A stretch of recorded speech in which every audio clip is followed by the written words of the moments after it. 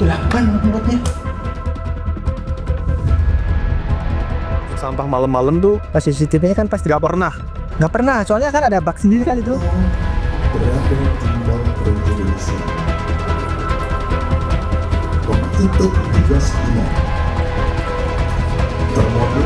Apakah ada laporan barang hilang seperti mungkin handphone dan lain sebagainya? Tidak ada sama sekali. Tidak ada sama Tidak ada sekali. informasi lost and found terkait dengan hal tersebut. Oke. Berarti dia berangkat ke Kemenlu itu sudah tidak bawa HP. Dia mungkin merasakan mungkin di HP itu ada ancaman.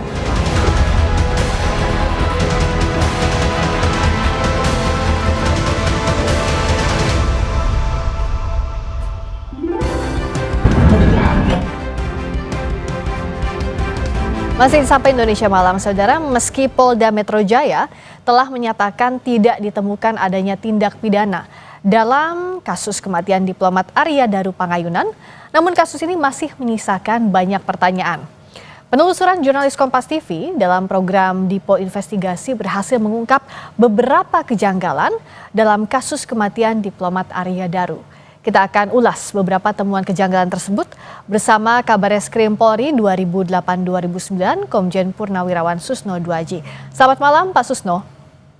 Selamat malam Mbak Priska, selamat malam para pemirsa. Selamat malam Pak. Kita akan bedah satu persatu yang masih menyisakan tanda tanya di kematian diplomat Arya Daru. Kita mulai dari sebelum ditemukan meninggal dunia, diplomat Arya Daru ini kan sempat terekam CCTV membuang sampah di kosannya. Nah, penjaga indekos ini menyatakan bahwa tidak biasanya Arya membuang sampah pada malam hari. Kita dengarkan dulu ya Pak, pernyataan dari penjaga indekos berikut ini. 1 sampai jam 5 ada hal yang kalau ada yang halangan misalnya fisik, itu kan pasti kebangun. Ini nggak ada ya? Nggak ada. Amat, Bo. Kita lihat di CCTV itu pas dibuka itu, nah ini kok buang sama malam-malam, pas gerimis pula gitu kan. Oh itu gerimis ya? Iya. Biasanya Buang sampahnya kemana sih Mas? depan sana. Oh udah seberang. Ya ini nih depan tembok ini. Oh jauh berarti ya? Maksudnya nggak tertutup ya, terbuka ya? Buang sampah malam-malam tuh Pas CCTV-nya kan pasti nggak pernah. nggak pernah, soalnya kan ada bak sendiri kan itu depan pintu itu. Itu juga yang jadi pertanyaan kan. Kalau buang sampah kenapa nggak di situ aja? Tiap hari, padahal tiap hari saya yang buang tiap pagi dari situ. Tiap pagi masih siang. Iya, nah, tapi ke malam itu buang sendiri. Dan agak banyak kayaknya ya. Nggak tahu saya juga. Kalau lihat di CCTV agak besar gitu. Cuman yang jelas tuh biasanya walaupun banyak itu tetap di situ biasanya sih. Oh tetap di situ. Iya, biasanya iya. Terus masih yang buang. Saya tiap hari sama saya bagian kebersihan sini kan. Tadi soal kebiasaan membuang sampah. Ada behavior, ada kebiasaan yang tidak sama pada hari itu. Kebiasaan atau tindakan seperti ini bisakah jadi salah satu bahan penyelidikan atau tidak Pak Susno? Bisa, dan itulah yang menjadi bahan penyelidikan, hal yang tidak biasa gitu. Kalau sesuatu yang rutin, misalnya mandi pagi jam sekian, makan pagi jam sekian, itu tidak banyak penyidik atau penyelidik mendapat petunjuk. Tapi dengan sesuatu yang di luar kebiasaan, membuang sampah tidak pada tempatnya seperti yang biasa, kemudian waktu tidak seperti pada yang biasa, itu suatu petunjuk sangat berharga bagi penyelidik. Nah makanya sampahnya kan dicari dan ketemu. Dari sampah itulah didapatkan beberapa petunjuk. Nah yang kita tidak diberi penjelasan secara resmi oleh aparat penyelidik apa di dalam itu, tapi terungkap sedikit kepada masyarakat kan, oh isinya barang begini, tapi itu kan masih debatable karena Polri tidak menjelaskan secara rinci apa barang itu digunakan untuk apa dan dampaknya pada apakah itu menyebabkan dia bunuh diri. Itu ada katanya kan Polri bukan bunuh diri ya, dia meninggal tidak melibatkan orang lain, itu apa ada kaitannya dengan sampah itu apa tidak dijelaskan. Nah mengapa tidak dijelaskan, karena Polri sudah mengatakan bahwa hal-hal yang bersifat privat tidak dikemukakan di ranah publik, itu saja alasannya. Oke. Tapi hal privat itu kan misalnya seperti isi sampahnya apa begitu, itu bisa jadi sudah diselidiki polisi tapi tidak bisa dibuka ke publik, begitu Pak Susno? Sudah, kan Polri kan sudah menjelaskan itu di depan Kompolnas, di depan Komnas HAM, dan siapa lagi aparat-aparat yang diundang waktu presentasi di Polda Metro Jaya. Iya, nah, tapi karena pribadi itu ya? Sayang beliau-beliau itu tidak menjelaskan kepada publik kalau saya nggak ikut gitu. Iya, iya. Tapi saya dapat bocoran dikit dari beliau-beliau gitu. Tapi saya nggak begitu yakin karena bocoran bukan dari tangan pertama gitu. Iya, iya. Iya, tapi artinya memang kebiasaan, apa yang terkait dengan kebiasaan yang tidak biasa itu Yang biasanya tidak memang biasa, diselidiki begitu ya Pak Susno ya? Itu sangat-sangat itu menjadi bahan penyelidikan utama. Iya, bahkan Sesuatu yang utama tidak begitu biasa. ya? Mhm. Ya, misalnya saja ya, Ya, mengapa dia berada di lantai 12 Kementerian Luar Negeri. ya. Hal Kenapa kok itu bisa di kan, sana begitu? Itu kan nggak biasa ya? Mhm. nggak biasa, bukan sesuatu hal yang itu tiap minggu dia ke sana atau Iya. tiap malam Jumat Kliwon dia nyepi di situ atau Iya. nah ini Iya. kan tidak biasa dia ke situ. Nah, bicara soal ini Pak, pengelola mal di mana terakhir Arya terlihat sebelum menuju ke kantor Kemlu yang tadi kita sempat bahas, bilang bahwa tidak ada laporan barang hilang di hari Arya Daru berada di mal. Pengelola mal juga menyatakan bahwa pengunjung tetap bisa menyewa taksi meski tanpa ponsel. Kita dengarkan dulu pernyataannya. Juli dari sore hingga malam ketika Arya Daru dan dua temannya berada di Mall GI, apakah ada pelaporan mungkin aktivitas yang janggal di Mall GI? Tidak ada Mas, jadi Tidak ada sama sekali. jadi beliau benar-benar kami treat sebagai customer reguler, customer pada umumnya. Jadi tidak ada laporan bahwa ada kejadian apa dan sebagainya di sini. Jadi kami baru tahu ketika pada saat kami diminta untuk memberikan CCTV tersebut. Termasuk juga mungkin apakah ada laporan barang hilang seperti mungkin handphone dan lain sebagainya? Tidak ada sih Mas, Tidak ada sama tidak ada sekali. informasi lost and found terkait dengan hal tersebut. Oke, yang terakhir tertangkap kamera adalah ketika Arya Daru itu menunggu taksi ya Mbak ya. Untuk mengakses taksi ini apakah perlu menggunakan handphone atau bisa secara manual di tempat yang sudah disediakan GI? Secara manual juga bisa Mas, karena bisa. kami ada pool taksi. Oke. Kami ada di area East Mall ada, di area West Mall juga ada. Pengelola mal bilang bahwa tidak ada laporan barang hilang. Dan faktanya lagi ponsel Arya Daru juga belum ditemukan. Sementara Pak Susno, biasanya kan data-data pribadi, data terkait sequence ngapain aja hari itu adanya di ponsel. Seperti kita lah, pasti di ponsel itu ada banyak merekam kegiatan dan hal-hal terkait kejadian ini bisa jadi. Nah, apa yang harus saat ini penyelidik dan penyidik lakukan? Penyelidik sudah mengatakan ya, handphonenya itu tidak ada. Ya. Jadi kalau hilang itu kan berarti itu tanpa dimaui oleh HDP ya, tanpa kemauan dia sendiri barang itu nggak ada. Nah, hilang. Tapi atau tanpa dikehendaki oleh HDP, tahu-tahu ada yang ngambil, itu namanya dicuri. Nah, Ya. tapi ini kan handphone itu tidak ada. Nah, handphone itu tidak ada, sudah dilacak oleh penyelidik. Handphone itu terakhir kontak dengan nomor berapa, dan Betul. apa yang dibicarakan.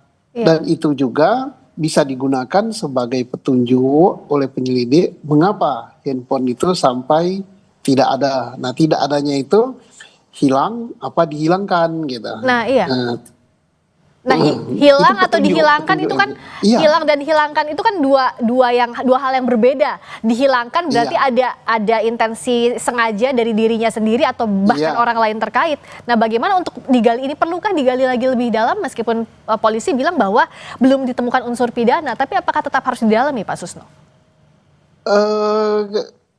Kalau didalami sudah kan, katanya Polri kan tidak ditemukannya handphone itu tidak masalah, karena handphone itu telah terkonek kepada perangkat-perangkat yang lain, misalnya perangkat lawan bicaranya, atau terkonek kepada operator, atau terkonek kepada laptop gitu. Nah, dari sanalah Polri sudah mendapatkan beberapa keterangan yang sehingga dia bisa menyimpulkan sampai tidak ada pihak ketiga yang terlibat. Tetapi persoalannya yang menimbulkan tanda tanya besar itu kan kita ini kan termasuk saya gitu ya. Iya. Saya ingin sekali tahu gitu, apa sih dalam itu. Nah, kemudian ditutup dengan penjelasan itu hal-hal yang privat. Nah, tambah lagi saya penasaran.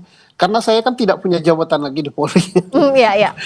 Jadi Kompolnas bukan, penasihat bukan gitu, kan saya tidak diajak gitu. Nah, Iya. tetapi kan saya walaupun sedikit-sedikit lah bisa tahu lah karena masih ada jalur ke situ ya. Tetapi penjelasannya ke saya kan tidak resmi gitu. Nah, Iya, iya, betul. nah, sehingga saya sangat memahami ada hal yang privat gitu ya.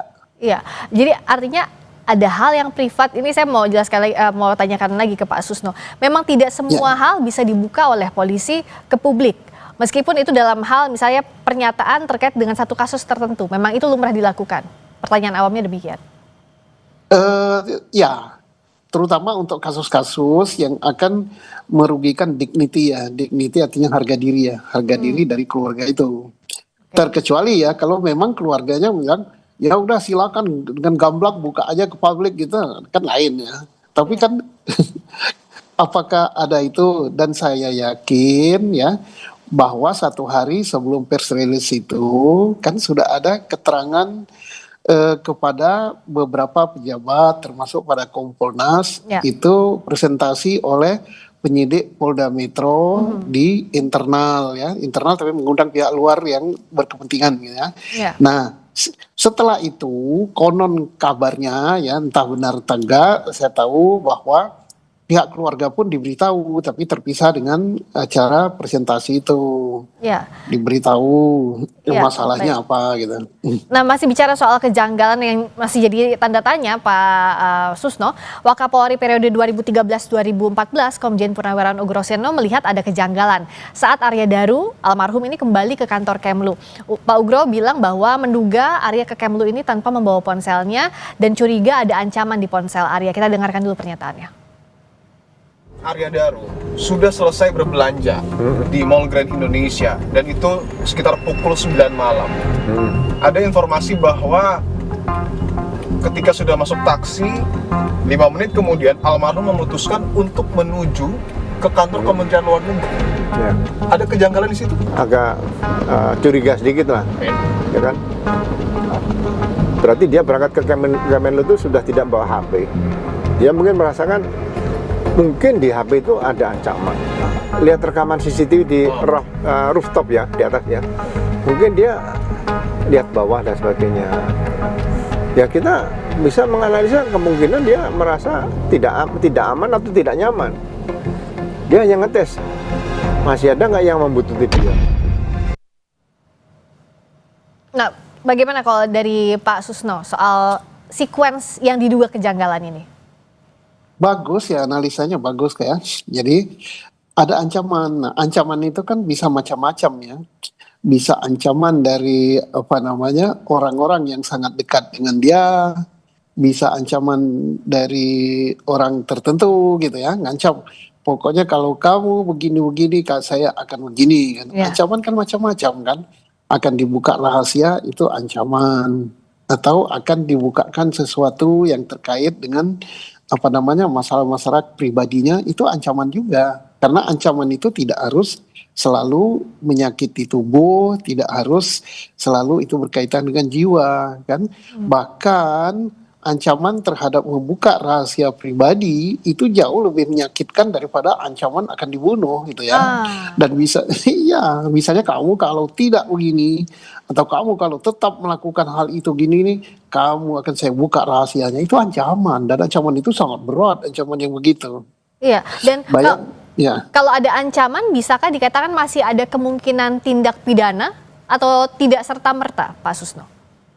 Tergantung ancamannya.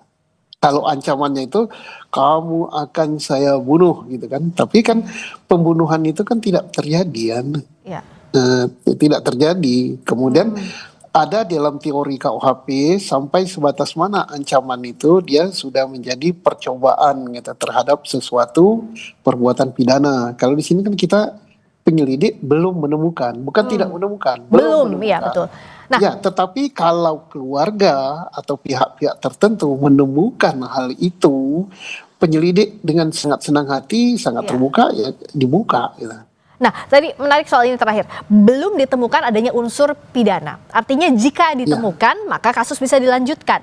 Nah, pintu masuk mana yang paling mungkin? Misalnya kalau dari keluarga, apakah bukti baru berupa apa Pak Susno yang bisa misalnya digunakan untuk membuka kasus ini? Apakah ada otopsi atau apa Pak Susno? Pintu masuk kemungkinan. Kalau otopsi kan sudah dilakukan, betul. Itu tidak ditemukan dan tidak ditemukan, ditemukan apa-apa. Tapi kalau misalnya ada alat bukti ya, tapi bukan dugaan ya, bukan perkiraan, bukan saya yakin, bukan hal-hal gitu, tapi buktinya ini, misalnya, Oh, saya melihat bahwa ada orang yang masuk dalam kamar itu, kemudian orang itu tidak terdetek oleh CCTV, tapi saya punya videonya, ada yang merekamnya, itu bagus sekali. Ya, novum atau bukti baru begitu ya Pak Susno ya? Iya, itu sangat bagus dan Polri sangat berterima kasih karena apa? Ya. Polri sudah kerja keras gitu, tidak bisa menemukan itu atau belum, bukan tidak bisa ya? Ya, belum menemukan itu. Sampai Polri pun gitu mengadakan tes uji DNA gitu di kamar itu. Karena kalau DNA itu kan molekul yang sangat kecil ya, akan terdetek, rambut saja terdetek, keringat saja terdetek kalau ada orang lain yang masuk ke kamar itu. Ya, ternyata Polri belum menemukan itu. Ya, jadi jika ada novum atau bukti baru maka bisa dilanjutkan. Tapi kalau tidak maka sebaliknya, begitu ya Pak Susno? Baik. Kalau tidak ada ya mau mengungkap apanya gitu. Karena apa? Ibaratnya ini sudah mentok gitu. Sudah mentok kok nggak ketemu. Makanya dalam bahasa yang disampaikan bukan bunuh diri, bukan dibunuh, bukan kecelakaan, tapi Polri belum menemukan tindak pidana dan belum menemukan pihak lain yang terlibat terkait dengan meninggalnya si Aryo Danu ini. Ya, baik. Jadi itu yang digarisbawahi, Polri belum menemukan tindak pidana dan belum menemukan pihak lain yang terkait dengan kematian Arya Daru. Terima kasih Pak Susno, Komjen Purnawirawan Susno 2J, Kabareskrim Polri 2008-2009. Selamat malam. Selamat malam, Mbak.